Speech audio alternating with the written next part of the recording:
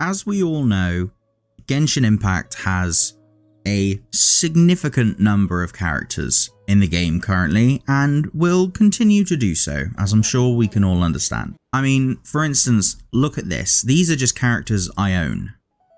These are all characters I own. This doesn't even scratch the surface of the ones that I don't.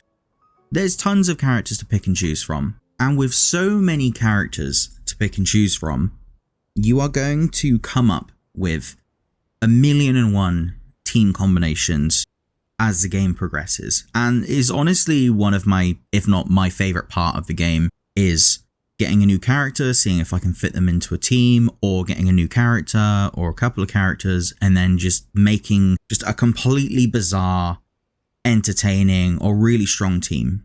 It has to be one of the three. Fun, good, or gimmicky is pretty much my rule. But team building in the game, I would argue, is easily one of the most enjoyable parts. And yet, I feel everyone does it slightly differently, and I thought it'd be fun just to talk about how I like to build teams, because everyone has their own particular way of playing the game. Mine, admittedly, is very casually, I should say. But in terms of making teams, I like to go one of three ways, as I've already mentioned. The first is just good old-fashioned, they're a good, strong, solid team. I never go for a meta team unless I've accidentally stumbled across it. For instance, I accidentally made the national team. I had no idea the team existed, and then I had a look at it and I realized I was like one character off, and I'm like, oh, someone's already fought this team. They beat me to it ages ago. But there's so many characters and so many team compositions that when it comes to team building, I always tend to lean towards what I find most enjoyable in a team. For instance, we have easily my favorite team in the game currently, which is Hyperbloom Tartaglia, or Gardener Tartag as I like to call it. I love this team. I've talked about this team numerous occasions. I've been playing it for almost a year now. I love this team.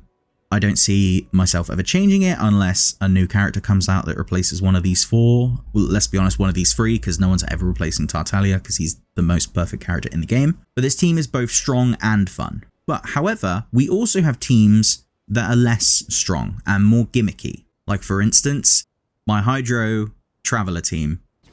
It is not a particularly strong team, it does not do a lot of damage, but it is very fun freezing someone in place for just like 5-second intervals and not really having to worry too much because they can't hit you if they're frozen, is pretty much my ruling. And then you've got something similar, which is still very gimmicky, which is Eula Freeze, which I will make a video on at some point, I promise.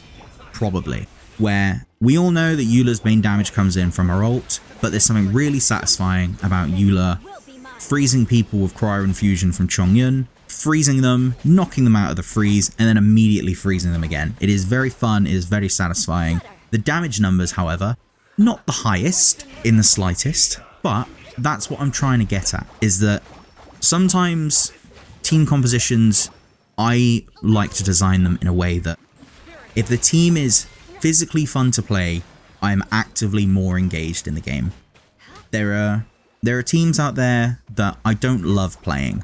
For instance, something with Hu Tao. Hu Tao has a very high damage ceiling, especially when you do something like Melt or Vaporize. She does a lot of damage, it is lovely, but as strong as Melt Hu Tao is, I don't find it particularly fun with the team I currently have on. But that's more personally just because I've not found a Hu Tao team that I'm absolutely in love with.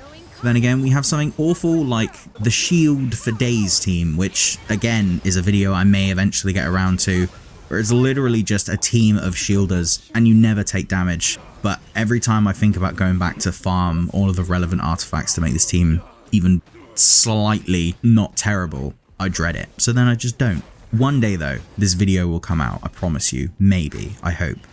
And then you have something really weird, which is a genius idea. I just do not have the rotations down, and that's Sukokomon, where it is literally just every single character in the game that shoots out a little Pokemon, essentially. Because you've got Kokomi's jellyfish, you've got Fischl's Oz, you've got Zhangling's Goiba, and then you have Sucrose to do, you know, what Sucrose does and bring them all together in a beautiful swirly mess. These teams I find ridiculous and very, very fun.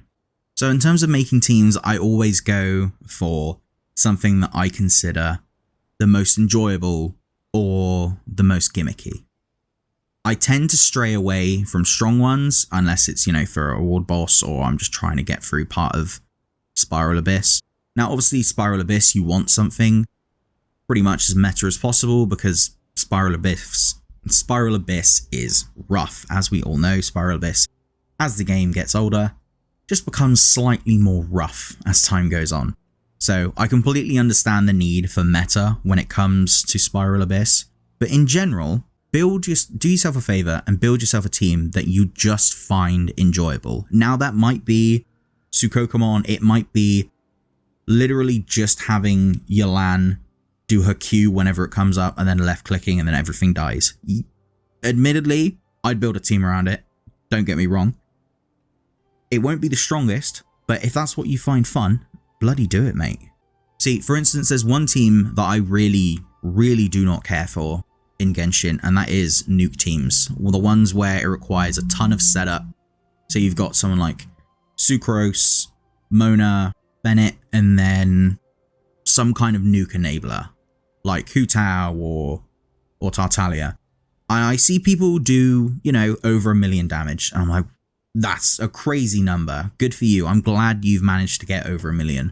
But I'm over here like, I'm just happy my Tartag does like 6 or 7k a normal attack. That's my style. I don't like nuke builds. I find them relatively boring. I don't care about getting the highest number. But that doesn't discount what someone else prefers, because not all nuke builds are created equal. Some of them are just as gimmicky as something like Eula Freeze, I don't know.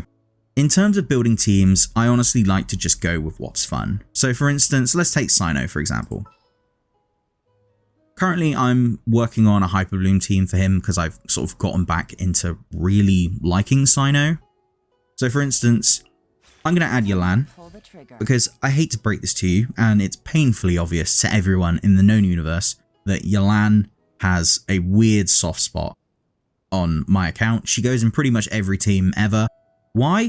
Because she's both incredibly strong and very fun to play. She is the convenient two-piece. She is very fun to play and she is very strong. Now, that isn't the case for everyone. For instance, I know some people absolutely adore Yae Miko, and I'm sorry for what I'm about to say. I don't really care for her playstyle, personally, but that's just me. But I'm well aware that she is also very good.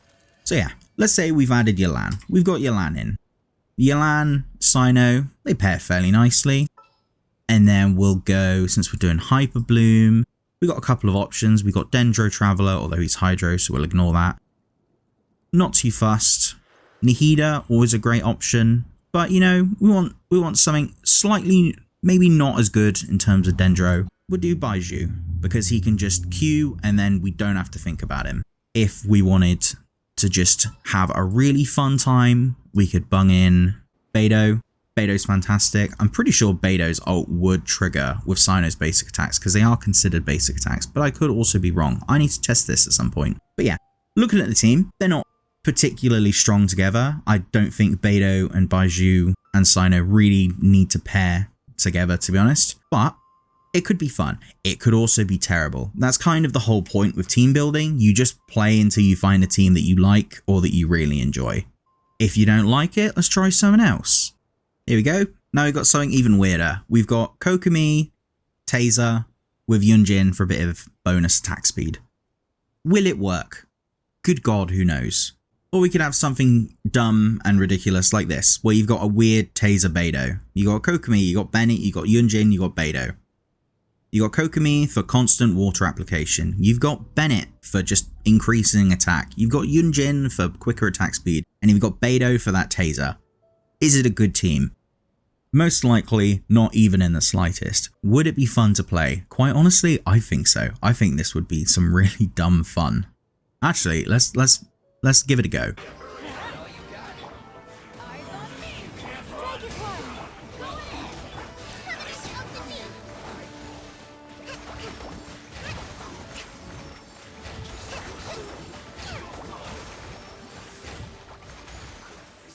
There you go. In theory, it technically works. Stuff died. Admittedly, it's not the most fun taser comp in the world, but it exists and it's allowed to exist. When it comes to Genshin, you don't have to like go meta. This is how I like to build teams. I like them to be ridiculous and make some semblance of sense in terms of theory. They may not always, they may not always do the trick. They may not always be that particularly strong. But sometimes you just need to tase someone with a jellyfish. I think one of the biggest issues with team building, the game doesn't have a loadouts feature.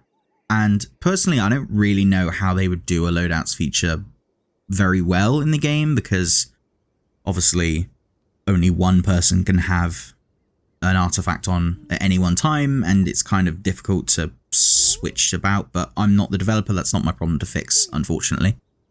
Actually, no, not unfortunately, fortunately. But if there was a loadout feature where you could pick and choose, right, I want you to have these artifacts on right now, and you can just switch between them, so you can have a Kokomi that only heals, or a Bennett that does full-on pyro damage, or completely does something else, or is completely physical. That's the only downside I see with team building, is that because you can only build a character once, or you have to awkwardly take off all the items and remember what items you had on before, it is a bit of a hassle, which I do see as a bit of a detriment, but it is one that, honestly, with loadouts, I'm not sure how well they'd be able to fix, just because of how difficult implementing loadouts in this game I feel would be. But again, fortunately not an issue I need to solve. But yeah, I just thought I'd talk about how I like to build teams in Genshin Impact. I don't like them to be particularly like overpowered or strong or ridiculous. If my character is dealing 1,000,000 damage, that's great. If they're dealing 5, that's fine. As long as it feels fun to play, I honestly couldn't care less.